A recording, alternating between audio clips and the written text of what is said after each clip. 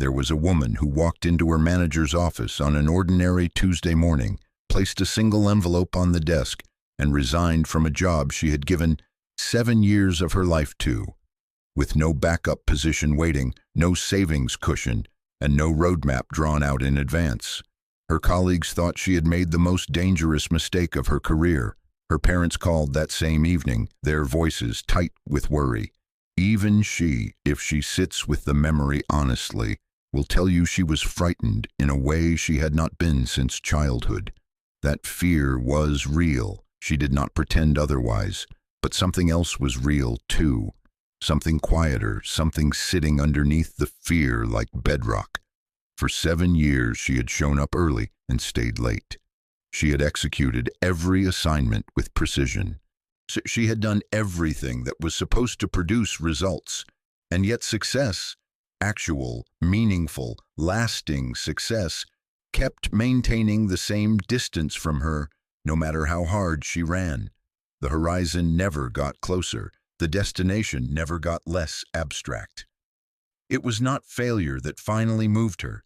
It was a recognition, slow and then sudden, that she could keep running in this direction for the rest of her working life, and the destination would never appear. Because the direction was wrong, not her effort, not her character, the direction. So she stopped running in that direction, and she started building something entirely different. The 20 months that followed were some of the most difficult of her life. There were stretches with no income, weeks where the doubt was louder than anything else, periods where every practical, yet well-meaning voice around her said, "Go back, be sensible, this is not working." The quiet was enormous. The external evidence was essentially non-existent. She stayed anyway. Today, she runs a growing company operating in 2 different countries. She did not arrive there through luck or inheritance, or being in the right room at the right moment. She got there because she discovered 5 specific, honest principles that changed the fundamental relationship between her and success. Principles that stopped actively pushing success away and started drawing it steadily, consistently and powerfully toward her. Those are the 5 principles we are going to walk through today. I want to be completely direct with you before we begin. These are not decorative ideas. They are not phrases that feel meaningful for 30 seconds and evaporate before you reach the next video. These are real, specific shifts in how you think, how you speak, how you move, and how you wait, that determine whether success continues moving away from you or begins turning in your direction.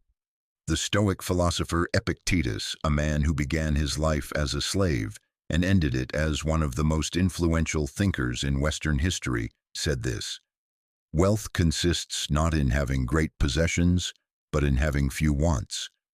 He understood that what we chase with desperation rarely satisfies us. What we build with discipline tends to last. The Stoics did not wait for life to hand them conditions. They changed their relationship with conditions entirely. That is what this video is about. Before we go into the 5 principles, do 3 things right now. Hit the like button, leave a comment below sharing where you are in your journey today, and subscribe to Stoic site, because every single week, this channel delivers content that is not designed to make you feel good for a moment, but to shift something permanent inside you. Do not skip any section of what follows. Each principle builds on the one before it. They are not 5 disconnected ideas. They are 5 movements in one coherent strategy. Stay with me all the way through. I promise every section will give you something you can act on before this day ends. This video is for the person who is done with almost. If that is you, drop this phrase in the comments right now. I am ready for what is already moving toward me. Let us begin with the principle that may feel most counterintuitive, the one that challenges everything most people believe about ambition and drive. The first thing that will start pulling success toward you is this: stop holding it so desperately tightly. I know what that sounds like. It sounds like an instruction to want less, to care less, to reduce your hunger until it becomes something manageable and small. That is absolutely not what I mean. Work hard, fully, seriously with everything you have. That part is non-negotiable. That part never changes. But there is a massive and consequential difference between focused effort and frantic desperation. And most people, without ever consciously choosing it, have drifted from the first into the second. Here is what desperation actually looks like when it appears in a person's daily life. You check your phone before your feet hit the floor in the morning, searching for some signal that things are moving. You cannot sleep because your mind will not stop calculating, worrying, running the same anxious circuit. You change your strategy every few weeks because nothing is arriving quickly enough, and the stillness feels like failure. You watch other people's progress and feel something uncomfortable and tight in your chest. You have convinced yourself, not in words but in the quiet underneath your thoughts, that if this one specific thing does not work, everything is finished. That feeling, tight, breathless, unable to rest, is not ambition. It is desperation. And desperation has a property that almost no one recognizes clearly. It actively repels the things it is reaching for. Think about how this works between people. If someone needs your attention desperately, if they send message after message before you have had time to reply, if their entire sense of stability depends on your validation, what happens instinctively? You create distance, not because you are unkind, but because that quality of need creates a pressure that is genuinely uncomfortable to be close to. Success operates on the same principle. When you approach something from a place of desperation, when your sense of worth is entirely attached to a single outcome, you begin making decisions from fear rather than from clarity. You speak too quickly and too anxiously, in rooms where calm confidence would serve you better. You accept poor arrangements because you need something, anything, to work immediately. You skip critical foundational steps because the feeling of arrival seems more urgent than the reality of preparation. A Marcus Aurelius, who managed the complexity of an empire while simultaneously maintaining rigorous inner discipline, wrote in his private journal, "Confine yourself to the present." 3 words that contain an entire philosophy. Pour your attention fully into what you are doing right now, not into a future outcome that has not yet arrived and that your anxiety cannot speed up. Research in psychology consistently finds the same pattern. People who sustain high performance over meaningful periods of time are not the most obsessed with their outcomes. They are the most absorbed in their process. They care deeply about the work itself. They are committed without being controlled. That distinction, caring versus being consumed, changes every decision you make from this moment forward. So here is what this principle looks like in practice. You do the work fully and completely, holding nothing back. Then step away. Close the laptop. Put the phone face down. Let what you have done breathe without your anxious supervision. Stop monitoring metrics as though watching them will accelerate them. Stop linking your sense of worth to a number that has not moved yet. Do everything in your power, then trust the work to do its part. Full effort paired with interior peace. That combination is quietly magnetic in a way that desperation can never manage to be. Success does not accelerate toward people who are lunging after it with trembling hands. It moves steadily and reliably toward people who are building something real and trusting the process without flinching. Start being that person right now. Drop this in the comments and mean every word of it. I build, I trust, I receive. Let me ask you something you may not have been asked honestly in a long time. What is the voice in your head saying when no one else is present? When you are driving alone on a familiar road or lying in the dark before sleep comes? What does that voice say about who you are and what you are genuinely capable of? For most people, if they answer this with real honesty, that voice is not generous. It does not say, "You are doing well, the work is accumulating, you have handled things harder than this before." It says, "Who do you think you are to want this?" It says, "Other people have what is required for this. You simply do not." It says, "Look at everything that has not worked yet and tell me again why this time will be different." And here is the thing that almost nobody explains with enough clarity. Doubt is not simply an emotion that moves through you like weather. It is a physiological signal that your body treats as completely real. When you doubt yourself persistently, your breathing changes.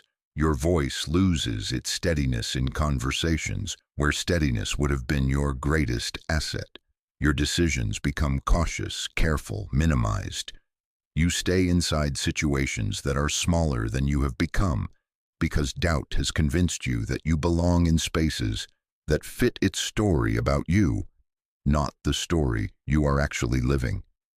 Epictetus spoke directly to this, a man who began life with no freedom and no material advantage, who built an entire philosophical framework for human strength from within the conditions of slavery, wrote, "It is not things that disturb us, but our judgments about things."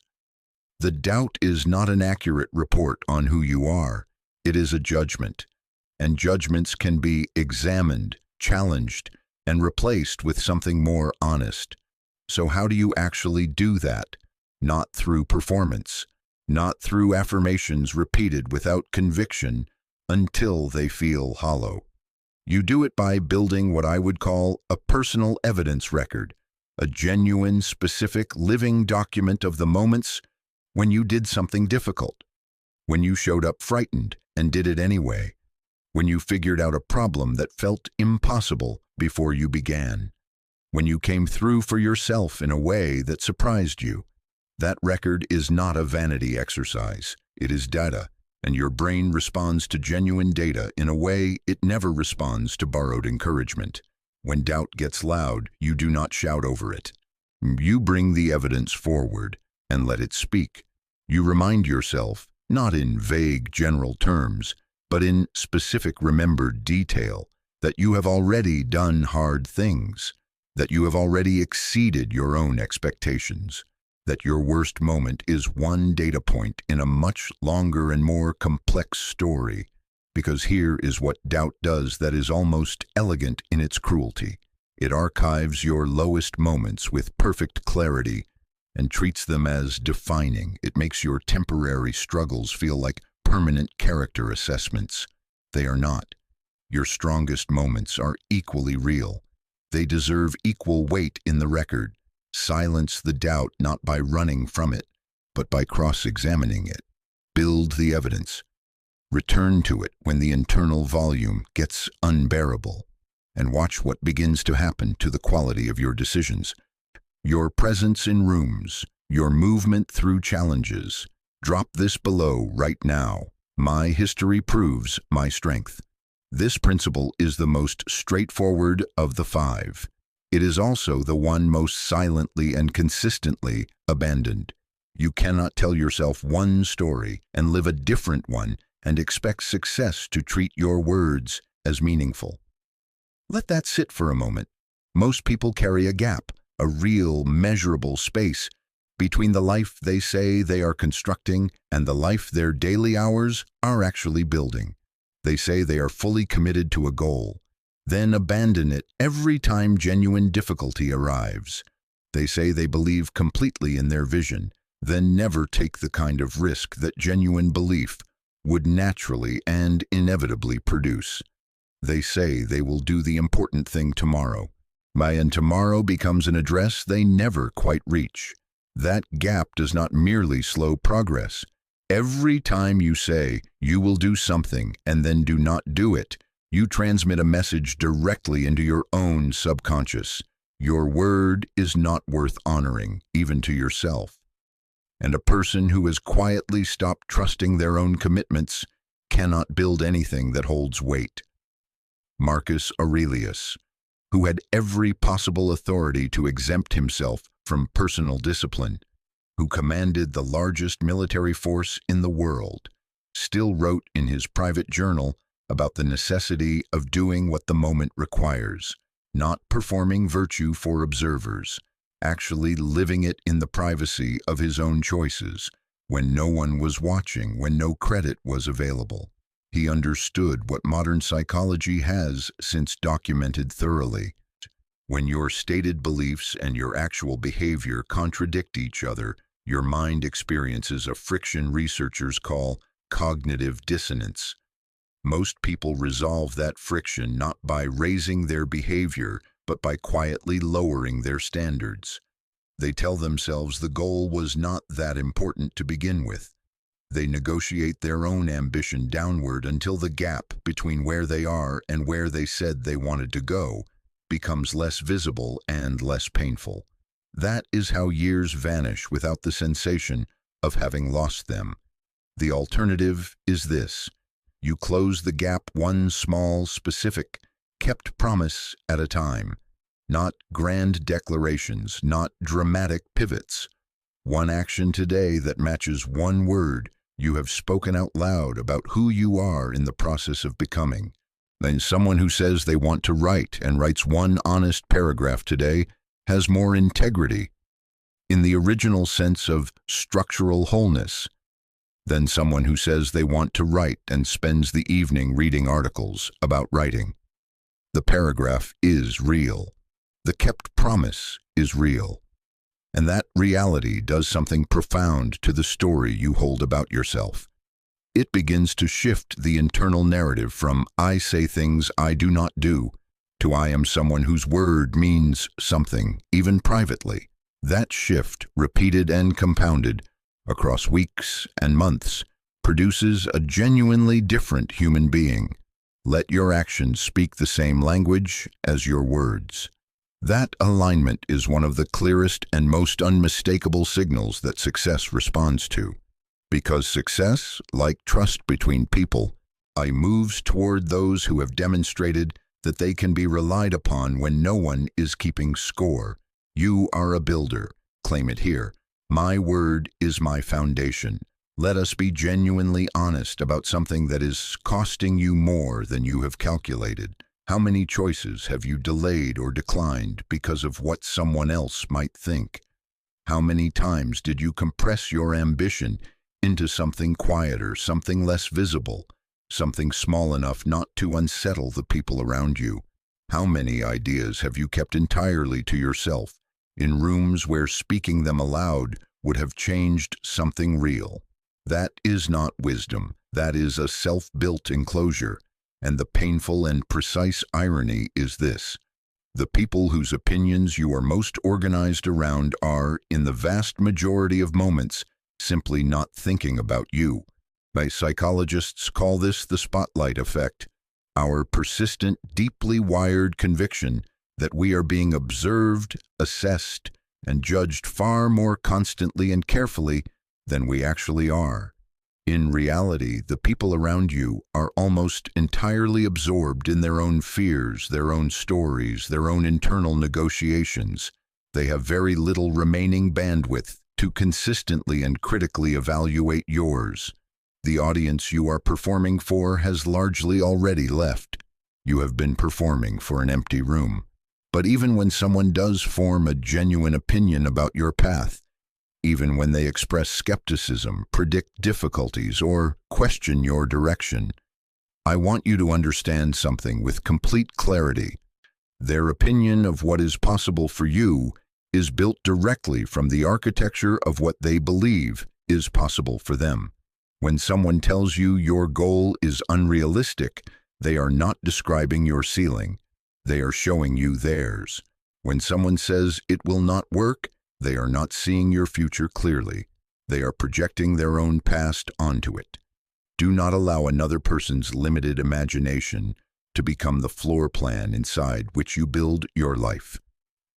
Marcus Aurelius, who held more visible power and faced more public judgment than almost any human in recorded history, still had to write this reminder to himself in private, that we consistently place far more weight on other people's opinions of us than we place on our own honest assessment of ourselves. He had to write it down to make it real, which means you are allowed to find this difficult, but it also means you are fully capable of moving through it, exactly as he did. Here is what practically changes when you stop organizing your decisions around what others might think. You recover an enormous reserve of energy that was being spent pre-defending choices, managing perceptions, rehearsing explanations for decisions that may never even be questioned. That energy, redirected entirely into your actual work, produces visible results with startling efficiency. Real courage, unhesitating, unbothered forward movement in your chosen direction is one of the most magnetic qualities a person can develop. Opportunities appear in proximity to it. People are drawn toward it without always knowing why. Success recognizes it immediately. You do not need unanimous approval. You need your own conviction, held clearly and without apology. Make your choices from that place, not from the imaginary committee assembled in your head, from the honest version of yourself that knows exactly where it is going and has stopped asking for a permission slip to get there. Let them think whatever they think. You have something real to build. Drop this today. I move forward on my own authority. This final principle is the one I most need you to hold on to, because this is where the majority of people end their story. Not in genuine failure, but in premature departure. They walk away from what they planted right before it reaches the surface. They stop right before the turn, and they spend years not knowing how close they actually were to everything changing. So let me say this as directly as I am capable of. The season in which nothing visible appears to be happening is not an empty season. It is the most densely populated season of the entire journey. It is where the real work is occurring. Consider what actually takes place when a seed is in the ground. The surface looks unchanged. There is no confirmation, no visible evidence, no external signal that anything is occurring. And if you did not understand how growth actually works, that silence would look identical to failure. You might dig the seed up and walk away. You would not know what you had abandoned. But underground, beneath that silent surface, the seed is doing everything, building its root structure with extraordinary intention, establishing depth that the eventual visible growth will stand on permanently, preparing for an emergence that, when it finally comes, cannot be overlooked. Your path works on exactly this logic. There are seasons in every serious pursuit when the external evidence has simply not yet caught up with the internal work, when the numbers are flat, when the recognition is entirely absent, when the world has not yet confirmed what you are building. Those seasons are genuinely difficult. I will not soften that with comfortable language. They test everything. They question everything. They make doubt louder than almost any other condition. But they are not evidence that nothing is happening. They are the part of the process that occurs before the part you can observe. The people who eventually experience visible, significant, lasting success are not always the most gifted or the most resourced or the most advantageously positioned. They are, with remarkable consistency, the ones who did not leave during the silent season, who continued doing the work when no metric confirmed that they should, who built something in themselves, patience, depth, the kind of groundedness that only emerges from sustained invisible difficulty, precisely because the waiting period demanded it of them. Seneca wrote, "Retire into yourself as much as you can. Associate with those who will make a better man of you." In other words, use the quiet season. Use it to go deeper, to develop something in yourself that the visible, busy, externally validated seasons cannot build. The waiting period is not wasted time. It is the work that no external measure can capture. So here is the practical instruction for this principle. The next time you are inside a season of stillness, when doubt is loud and confirmation is absent and the ground looks entirely unchanged, do not ask whether it is working. Ask instead, what is this season developing inside me that I could not have built in any other way? Because something is always being built. Patience, perspective, resilience, the kind of character that only comes from being required to trust something you cannot yet see. All of it is accumulating inside you, even when none of it is yet visible around you. And it will emerge, not necessarily on your preferred schedule, but with the weight and permanence of something that was properly rooted before it ever reached the surface. What is coming will hold. What you are building will last, because you did not rush the foundation. Do not pull the seed from the ground. I do not step away from what you began. The invisible work is the real work. If you are inside a hard, quiet season right now, still showing up, still doing the work, still choosing to believe in something that has not yet confirmed itself visibly, drop this below and mean every word. The roots are growing. Let me tell you what has just taken place here. You have not simply watched a video.